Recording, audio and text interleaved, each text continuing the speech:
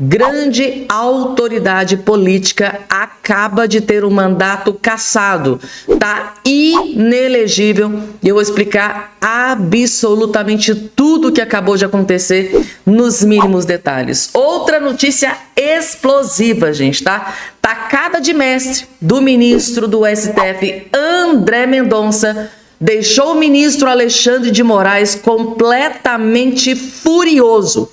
Uma grande jogada de mestre, numa grande tacada de mestre. É inacreditável o que o André Mendonça acabou de fazer. Eu estou aqui até agora sem acreditar, mas ele teve coragem sim. Teve uma tacada de mestre do André Mendonça que deixou o ministro Alexandre de Moraes completamente desesperado. Não só o ministro Alexandre de Moraes está desesperado, mas Lula também não gostou nada dessa decisão que o ministro André Mendonça acabou de tomar, que chocou Brasília neste exato momento. Outra notícia que acaba de chegar, que é a seguinte, gente, tá? Acabou de vazar aqui na imprensa o plano de Lula da Silva para melar, acabar com a reunião de Flávio Bolsonaro com o presidente dos Estados Unidos, Donald Trump. Sim, gente, tá? O Lula ligou o modo desespero e acabou de vazar o plano do Lula para acabar com o encontro, com a reunião entre Flávio Bolsonaro e Donald Trump. A pergunta que vocês devem estar se fazendo é, gente, por que o Lula está tão preocupado e desesperado com essa reunião? Essa resposta também vai estar aqui nesse boletim. Porém, contudo, entretanto, todavia, o Flávio Bolsonaro acabou de dar literalmente um soco no estômago de Lula da Silva. E essa aqui, gente, o Lula sentiu. Mas sentiu porque dessa vez o Flávio Bolsonaro bateu forte no Lula. Vocês vão entender, vocês sabem que aqui eu explico tudo nos mínimos detalhes aqui para todos vocês, gente. Tudo isso e muito mais, como vocês já sabem como é de praxe, vai estar aqui a partir de agora. Além dessas, tem outras cositas más que eu separei para trazer nesse boletim para vocês. Rapidinho, ó, não esqueçam de se inscrever aqui embaixo no canal, ativa o sininho das notificações e compartilhe o máximo possível que vocês puderem. Ó, não esquece de deixar o like. Muita gente está entrando no vídeo, está esquecendo de deixar o joinha, o like. Você sabe que, gente, só o joinha de vocês já dá uma força gigante aqui para o nosso canal. Porque a própria plataforma entende que o conteúdo é importante e distribui aí para as outras pessoas que querem ter acesso a esse tipo de conteúdo. Então, deixou o joinha, deixou o like aí no vídeo? Vamos dar início aqui com as informações. O soco no estômago do Lula que o Flávio Bolsonaro acabou... Gente, eu não tô acreditando nisso aqui. Flávio Bolsonaro acabou de dar um soco no estômago do Lula com esse vídeo aqui, gente, tá? Literalmente. Vocês vão entender. Vocês já pararam para se perguntar por que o Lula não quer enquadrar o PCC como terrorista, que o Trump tanto quer? Por que o Lula não quer enquadrar o PCC, o Comando Vermelho, como grupo terrorista? Vejam o que o Flávio Bolsonaro acabou de fazer com o Lula. Meu Deus do céu! Essa aqui, dessa vez o Flávio Bolsonaro bateu forte no Lula, gente. Os amigos de Lula nunca decepcionam. Ô mãe, venci na vida! Esquece. Ai, meu Deus, morri! Eu gosto de bandido, eu gosto de advogar pra bandido. Ó, doutora, a casa caiu, eu fiz mesmo. Eu gosto disso. Deolane viajou para Brasília e assistiu à posse de Lula.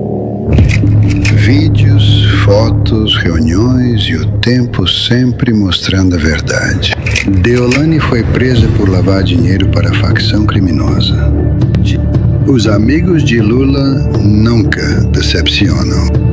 Será que isso ajuda a explicar a resistência de Lula em classificar facções como o PCC e o Comando Vermelho como grupos terroristas? Perguntar não ofende. Compartilhe. Vermelho como... É apenas uma pergunta. Será que é esse o motivo, né, do Lula não querer enquadrar PCC, Comando Vermelho como grupos terroristas, gente, tá? Será que é para não perder voto? Porque o que tem de bandido que vota no Lula, o que tem de gente que faz parte desses grupos terroristas aqui que vota no Lula, meu Deus do céu. Um exemplo está aqui. É essa daqui, que segundo aí as investigações faz parte do PCC. E o Lula não quer de forma alguma enquadrar o PCC como grupo terrorista. Interessante, né? Interessante. E agora, gente, Vera Magalhães acaba de dar a pior notícia para Luiz Inácio Lula da Silva. Saiu mais uma pesquisa e o resultado foi muito aquém, muito longe daquilo que desejava Lula da Silva. E parece que o desespero já começou a tomar conta. Porque se depois do auge do Flávio Bolsonaro, o estrago não teve estrago, assim, aquele estrago que o Lula estava querendo, é porque a situação daqui para frente pro Lula vai ser muito pior do que antes do auge. Vocês vão entender. Vera Magalhães, gente, tá? Dando a pior notícia para Lula da Silva. E a questão, qual que é o problema do Lula? Flávio Bolsonaro. Vocês vão entender.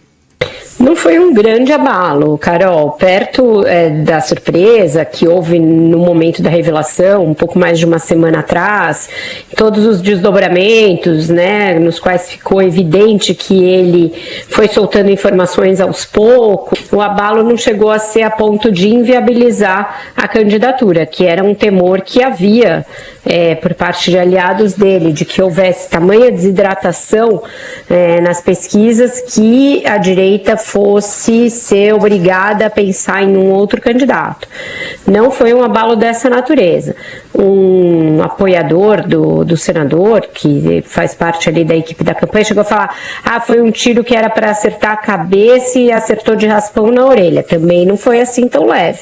A gente ficou discutindo ali a magnitude do estrago, chegamos a um consenso de que foi um tiro no joelho. Ele sai manco dessa pesquisa, porque o Lula, que vinha ali enfrentando uma situação de empate, numa fase muito prematura ainda da pré-campanha, em que normalmente um presidente no cargo tem mais vantagem, tem mais tranquilidade, agora se distanciou um pouco, mas não a ponto de achar que a sua reeleição está garantida, longe disso, porque a rejeição dele segue altíssima, em 45%, então ainda é cedo para a gente dizer que esse seja um resultado definitivo. E aí o que acontece é que a polarização está mantida. Mesmo com esse revés na candidatura do PL, os outros candidatos colocados aí em campo para fazer frente a essa polarização, para tentar furá-la, tentar rompê-la, não conseguem subir, pelo contrário, ficam ali patinando, Romeu Zema e Ronaldo Caiado, e mesmo a Michelle Bolsonaro, que foi testada agora pelo Datafolha, diante daquelas especulações a respeito da troca do candidato, ela não vai melhor que o Flávio Bolsonaro, ela performa igual a ele no segundo turno e vai pior no primeiro turno. O que ela tem é uma rejeição bem mais baixa, mas que pode ser decorrência do fato dela ser bem menos conhecida. Ela não tem mandato, ela não está na política, então nem isso chega a ser um ativo muito grande para justificar a persistência, a permanência desses rumores de troca de candidatura. Resumindo, né, o Flávio Bolsonaro não saiu tão abalado como sonhava Luiz Inácio Lula da Silva, né? Porque pro Lula tinha acabado pro Flávio, né? Acabou pro Flávio. Tinha gente já comemorando, gente, tá soltando champanhe, soltando fogos. Gente comemorando que na pesquisa o Lula ia estar 20 pontos na frente do Flávio Bolsonaro. Porém, o tiro saiu pela culatra, né, gente? Inclusive tem gente da própria esquerda dizendo que o timing foi errado. Eles escolheram divulgar esse áudio. Eles disseram que esse áudio tinha que ter sido divulgado lá pertinho do dia da votação, né, para destruir o Flávio Bolsonaro, para acabar. Tem gente que está esculhambando a esquerda porque não escolheu o timing correto, não era esse o momento. E assim, gente, o clima é de desespero, porque eles acharam que o Flávio Bolsonaro ia despencar nas pesquisas e o efeito não foi tão desastroso assim, né? Não foi aquele abalo que eles gostariam que tivesse tido. Vamos lá, porque tem mais coisa para trazer aqui para vocês, gente, tá? E agora, Planalto liga alerta para encontro de Flávio com Trump. Ou seja, gente, tá? O Lula, até o portal de notícias Metrópolis, além do Cláudio Dantas, do jornalista, até o Metrópolis já teve acesso à informação de que o Lula, o governo Lula, aliados do Lula, estão com alerta vermelho ligados com relação ao que pode vir dessa reunião entre Flávio e Donald Trump dos Estados Unidos. O grande medo aqui, qual que é? Que Donald Trump declare apoio a Flávio Bolsonaro. Tá aqui, o Palácio do Planalto ligou o alerta para o encontro entre o senador presidenciável Flávio Bolsonaro e o presidente dos Estados Unidos, Donald Trump, previsto já para a próxima semana. A avaliação de assessores do presidente Lula é de que seria natural Trump receber outros candidatos a presidente, sobretudo os da direita, mas que é preciso acompanhar os impactos da reunião. Segundo auxiliares de Lula no Planalto, o histórico recente mostra que sempre que um membro da família Bolsonaro se aproxima do governo Trump, algo de ruim acontece, não para o Brasil, para o Lula, né?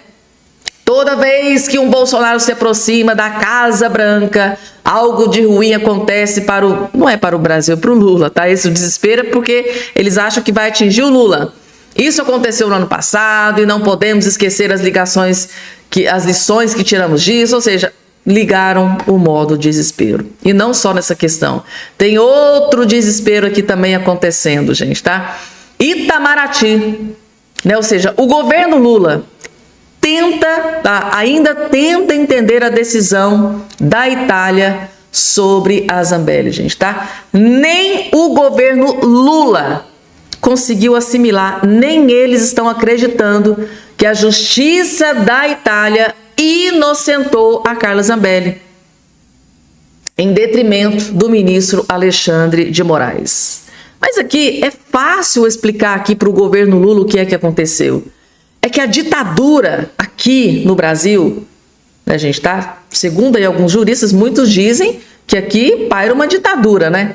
Jornalistas, juristas, muitos dizem que aqui parece que a gente está numa ditadura, né? Então é simples explicar para o governo Lula o que é que está acontecendo. Essa ditadura vai até a fronteira. Passou da fronteira, acaba a ditadura.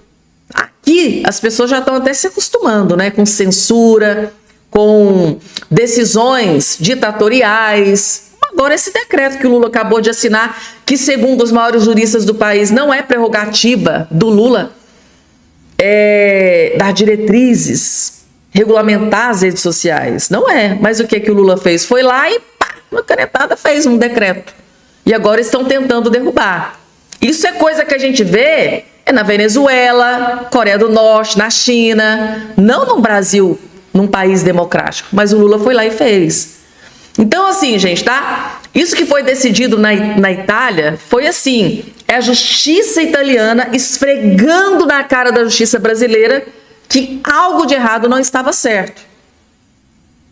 Então, gente, é simples. Governo Lula, é simples vocês entenderem. A ditadura vai até a fronteira. Passou, a justiça é outra.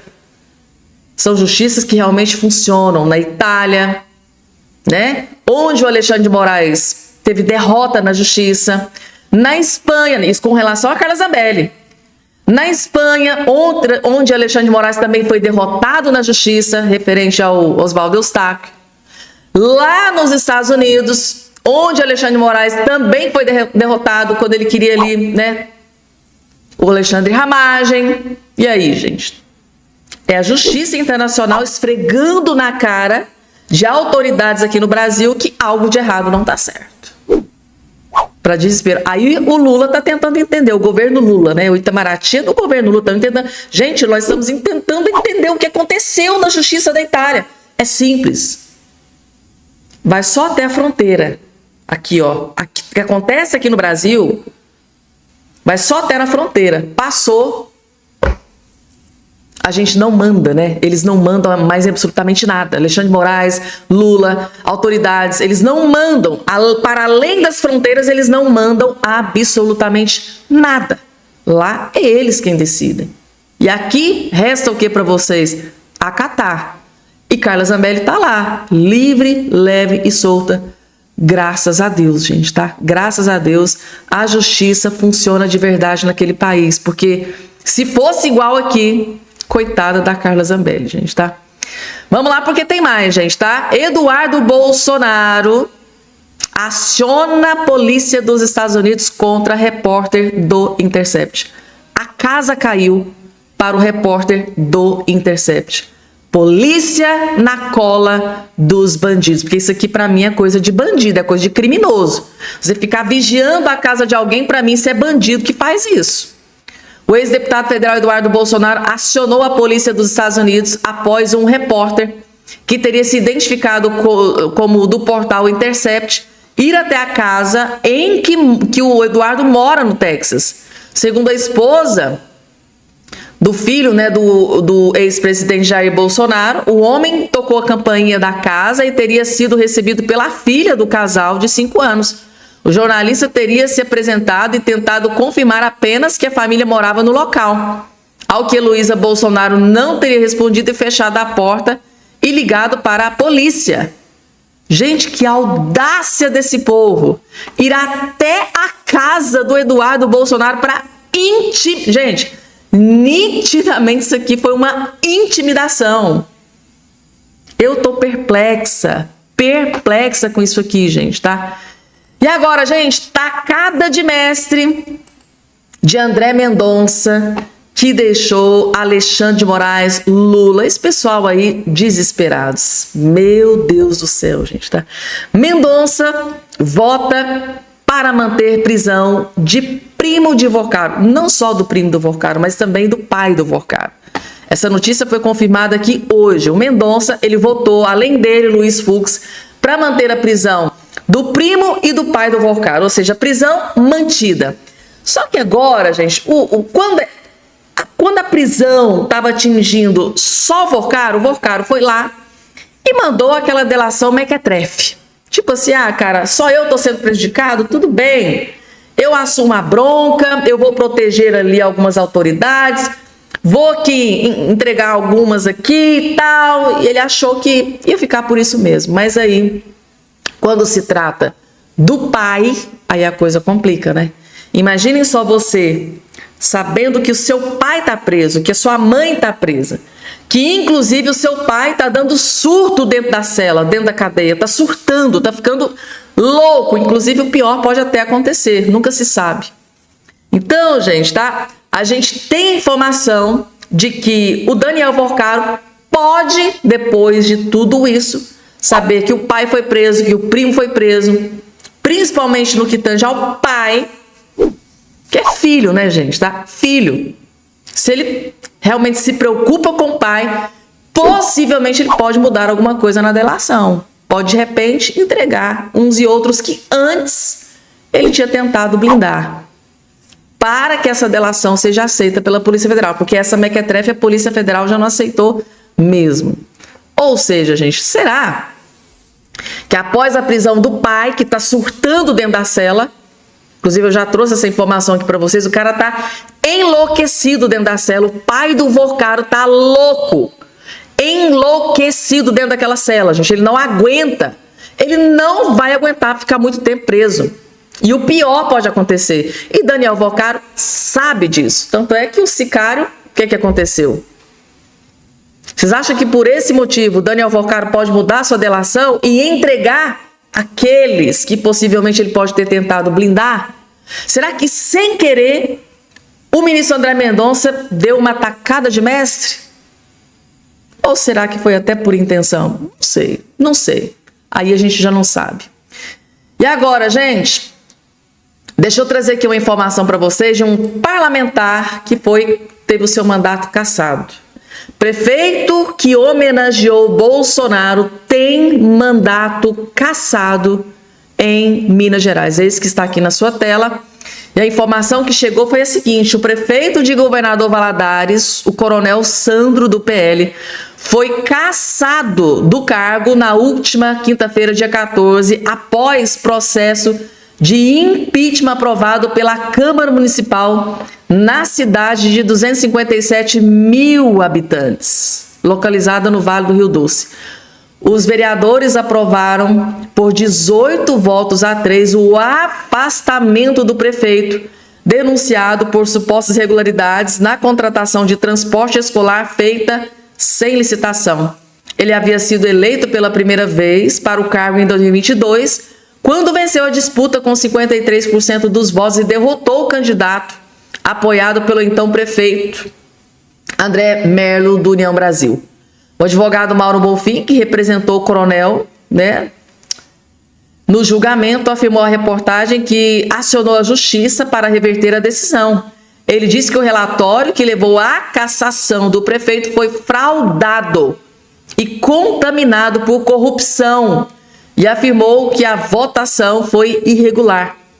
Tá aí, gente. Então, eles dizem que estão sendo perseguidos e que deve ser revertido toda a situação. Então, por enquanto, ele teve o seu mandato cassado, está inelegível, e a defesa disse que vai recorrer para tentar reverter toda essa situação, gente. Então, prefeito, apoiador de Jair Messias Bolsonaro, teve o mandato cassado, gente, tá? Meu Deus. O Caio Coppola acabou de dar a pior notícia para Lula da Silva, gente. Aqui, o Caio Coppola vai provar para vocês que o Lula vai perder esta eleição de 2026 para o Flávio Bolsonaro. Como que o Caio Coppola tem tanta certeza assim? Ele vai provar, tintim por tintim, por que o Lula, na verdade, já perdeu essa eleição para o Flávio Bolsonaro. Só assistam, gente, porque aqui, se o Lula assistir esse vídeo aqui, ele vai ter um infarto fulminante. Vocês vão entender. Eu encerrei meu comentário de ontem exibindo esse mapa aqui. E se você quer saber quem vai vencer as eleições de 2026, esse é um excelente ponto de partida. Mas antes, vamos dar uma olhada em outro mapa, o mapa eleitoral do segundo turno de 2022. É bem intuitivo. Quanto mais vermelho, mais para a esquerda.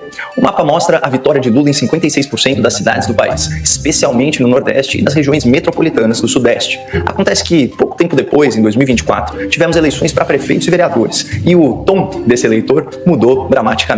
Esse é o atual mapa ideológico do Brasil no seu recorte municipal.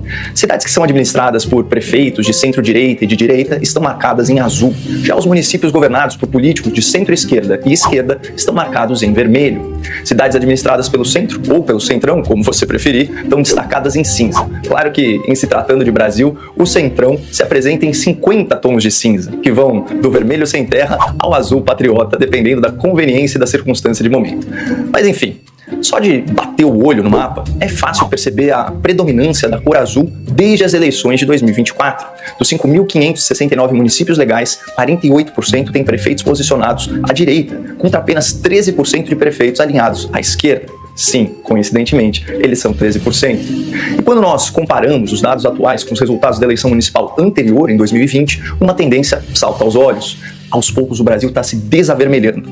Compare o mapa das cidades nesses dois momentos distintos. Em 2020, a esquerda controlava 863 prefeituras. Em 2024, esse número diminuiu para 752, uma queda acentuada de 13%. Sim, eu sei, mais uma coincidência. Enquanto isso, apesar do fortalecimento de siglas como o PSD, de Kassab, o Centrão essencialmente trocou prefeituras entre si e herdou algumas cidades dos tucanos e da centro-esquerda, permanecendo estagnado. Perdeu 22 prefeituras desde 2020 e hoje administra 2.144 cidades. Já a direita teve a sua melhor eleição municipal da história em 2024. Cresceu 5% em prefeituras conquistadas e governa 2.673 cidades, com destaque para os dois partidos que abrigam o bolsonarismo, o PL e o Republicanos, que amealharam juntos quase 400 novas prefeituras e já se aproximam de 1.000 cidades sob a sua gestão.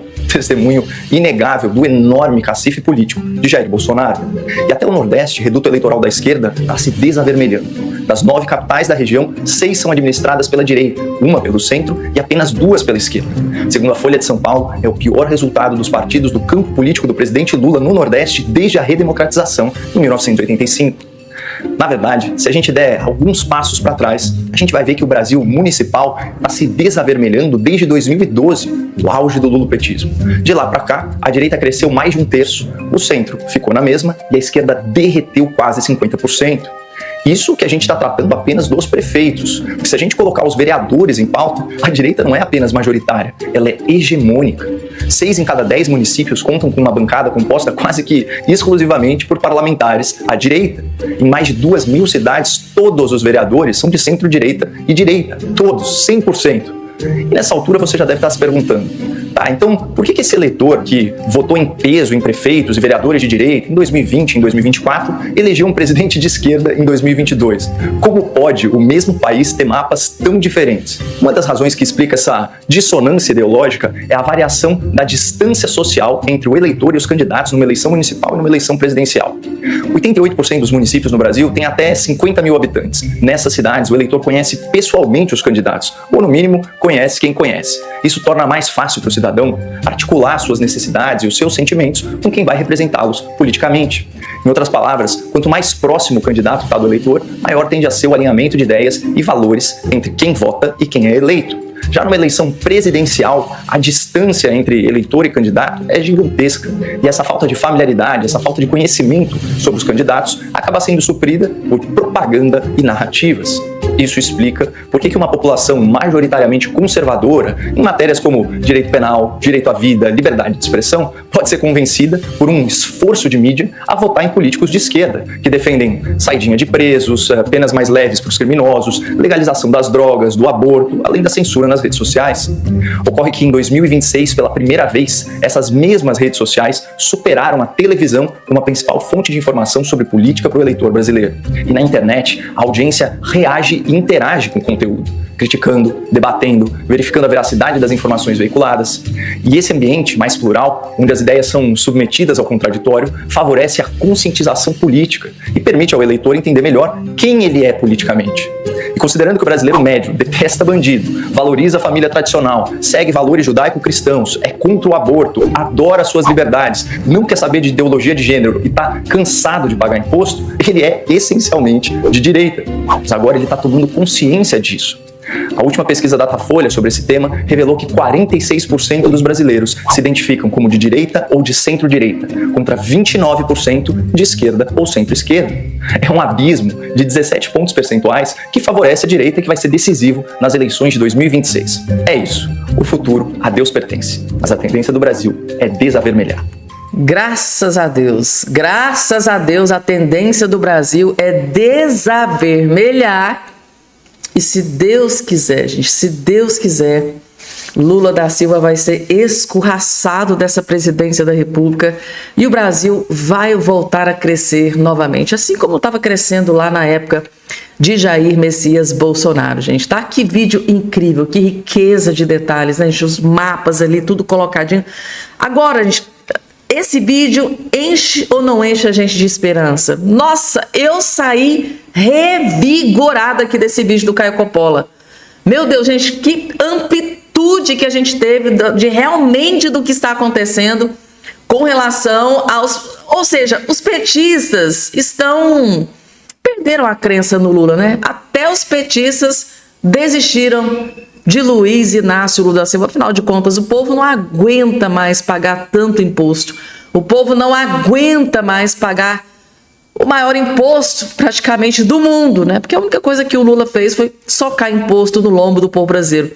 E o resto, eu não preciso nem dizer nada, que tá aí para qualquer um que queira ver. Vamos lá, gente, que notícia boa. O Brasil está desavermelhando, ou seja, está acabando o vermelho no nosso país, aí nos municípios. Vamos lá, gente, porque agora, continuando aqui, ó, vocês gostaram desse vídeo do Caio Coppola, gente? Eu amei cada um desses comentários, tá? Coloca aqui embaixo se vocês gostaram também. E agora, jornalista, gente, acaba de revelar o desespero do Lula. Jornalista acaba de revelar desespero no Lula com a reunião entre Trump e Flávio Bolsonaro, gente. Sentiu, gente. O Lula tá muito sentido, tá muito preocupado, ou pior, tá desesperado.